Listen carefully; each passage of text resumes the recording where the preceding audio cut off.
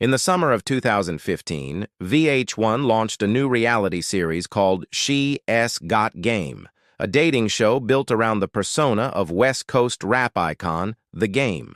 Riding the wave of celebrity matchup shows like Flavor of Love, this series promised fans a behind-the-scenes look at the rapper's quest for love. With cameras following him and a group of female contestants across cities like Miami, Los Angeles, and Chicago.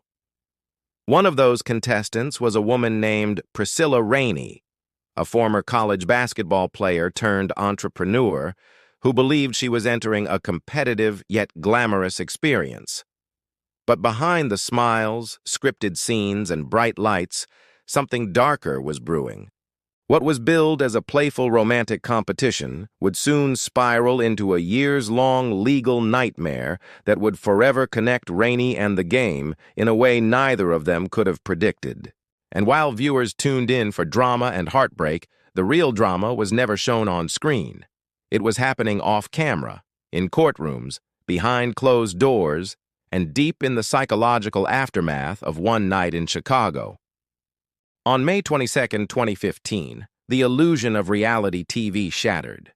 Priscilla Rainey, still filming She's Got Game, was told by producers that she'd be going on a private date with The Game in Markham, Illinois. Believing it was part of the show's schedule, she followed instructions, dressed up, ready to be filmed, and prepared for what she thought would be a staged but safe evening. But this wasn't a dinner or a sit-down interview.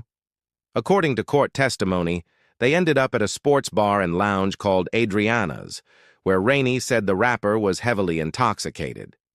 She would later describe him as out of control. No cameras rolled. No producers intervened. What was supposed to be a light-hearted moment for TV turned into something deeply personal, humiliating, and, according to her claims, traumatic. That night became the basis for her $10 million lawsuit. For The Game, it may have felt like another night out with fans and friends, but for Rainey, it marked the beginning of a painful legal battle that would stretch nearly a decade and reshape both their lives forever. What followed the May 2015 incident was a legal battle marked as much by The Game's evasive tactics as by the allegations themselves. Despite being officially served legal papers not once, but 41 times at his Calabasas home, The Game repeatedly dodged the process servers. He missed multiple court dates and even a settlement conference, forcing the case to proceed without his participation.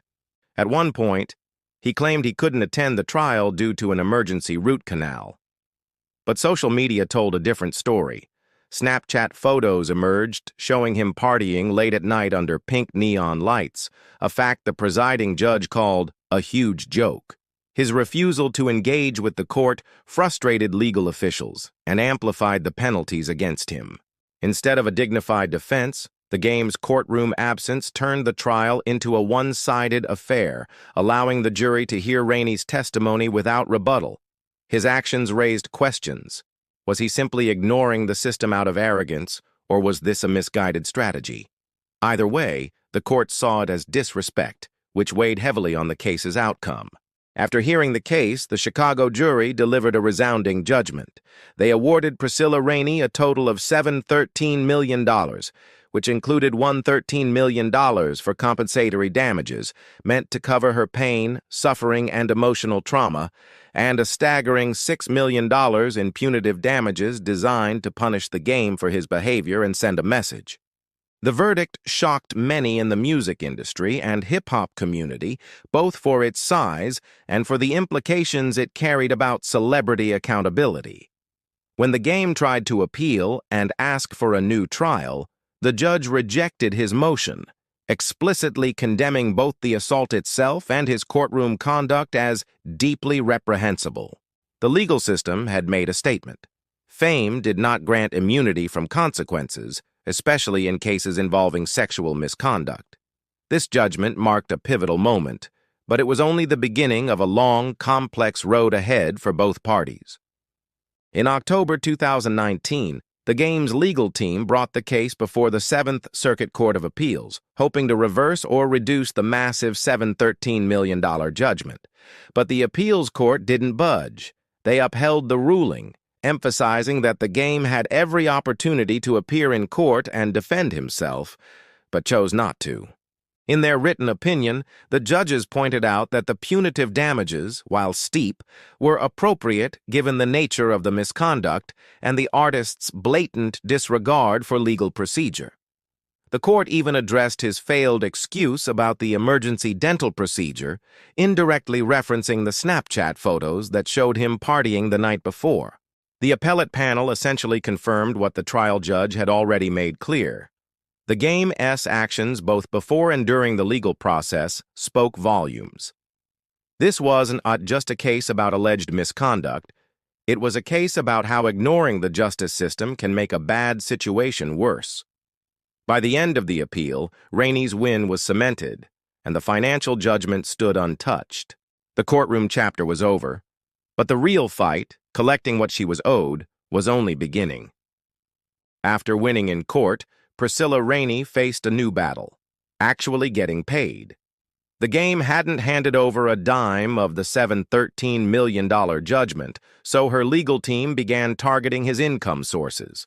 They filed garnishment motions against platforms like SoundExchange, Square, Cash App, and even E1 Music, anywhere he might be collecting royalties. In a bold and unprecedented move, a judge ruled in April 2020 that Rainey would be granted ownership of Prolific Records, the game's label, as well as rights to the royalties from his 2019 album Born to Rap. This meant every stream, every digital sale, every publishing check attached to that project would go to her, not him. The game, once a major label artist known for his independence and business acumen, now found himself in a financial chokehold. The court gave Rainey the legal green light to collect directly from the systems that paid him, essentially turning his own music into a revenue stream for the woman he had mocked online and tried to ignore in court. This wasn't just about money anymore, it was about power, and the game had just lost control over a piece of his legacy. With royalties already redirected, Priscilla Rainey set her sights on the rapper's most valuable asset, his home. The $7 million judgment was still largely unpaid, and in 2023, Rainey's legal team discovered that the game had transferred the deed to his Calabasas mansion into a shell company reportedly connected to his longtime manager, WAC 100. This move raised red flags in court, suggesting an intentional attempt to hide assets and dodge payment. In response, Rainey filed a new motion to seize or force the sale of the property to satisfy the debt. By June 2024, the court ordered the game to appear in person that October and explain the shady transfer. If the judge determined it was fraudulent, the house could be legally repossessed and sold, even if it wasn't in his name anymore. The rapper who once flaunted wealth, cars, and gated luxury in music videos now faced the possibility of losing the very roof over his head. What started as a reality show incident had escalated into a legal and financial reckoning that threatened to dismantle everything he had built. The mansion in Calabasas was no longer just a home. It had become the final battlefield in a war he never thought he'd lose. While the Rainey case is the only sexual assault judgment on the game's record, it's not the only time he's been entangled in serious legal issues involving women.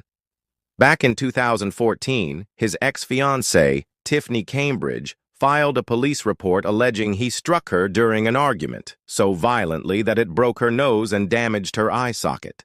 The game denied the accusations and claimed the media twisted the story, but no formal charges were ever filed. Then there was the case involving his former nanny, Karen Monroe, who sued him for defamation after he posted damaging accusations about her personal life on Instagram. She won a default judgment of over $200,000 for emotional distress. While none of these cases reached the scale of the Rainey judgment, they painted a pattern, one of public disrespect, legal avoidance, and a tendency to let pride override accountability. Together, these incidents added fuel to the fire, giving Rainey's case even more public traction. Whether coincidence or character flaw, these moments built a troubling backdrop to an already serious situation. As the legal drama unfolded, the public reaction was mixed. Some sided with the game, calling the judgment excessive, while others saw it as overdue accountability for a celebrity who had long acted above the law. What stood out most was the game's own behavior during the process. He didn't just ignore the courts, he mocked them. From cryptic Instagram captions to casually brushing off the lawsuit in interviews, he painted the situation as if it were a minor inconvenience. But to many fans and observers, that arrogance backfired. On forums like Reddit, the consensus was blunt. Dude massively messed up when he mocked the court. If he had just shown up, he could have saved himself $5 million. Media outlets started to re-examine his past controversies, while legal analysts pointed to the case as a textbook example of how not to handle civil litigation. The hip-hop world, where defiance is often a badge of honor, now had a cautionary tale, one where ego met the justice system and lost. This wasn't just about the game versus Priscilla Rainey anymore. It was about the system proving that even the loudest voice in the room could still be silenced by a gavel. Beneath the headlines, the viral quotes, and the courtroom drama lies the core of this story. Two people forever tied by a single night and the choices that followed. For Priscilla Rainey, this wasn't just about money, it was about reclaiming her dignity. In court, she spoke about suffering from depression, anxiety, humiliation, and the emotional toll of being ridiculed by a man with millions of followers. For the game, this saga represents the cost of pride, deflection, and living life like the rules don't apply. A $7 million judgment, lost royalties, a forfeited record label, and now, possibly, his home. He went from reality TV star and respected lyricist to a cautionary figure, someone who had it all and gambled it away in court. This wasn't just a case of right and wrong.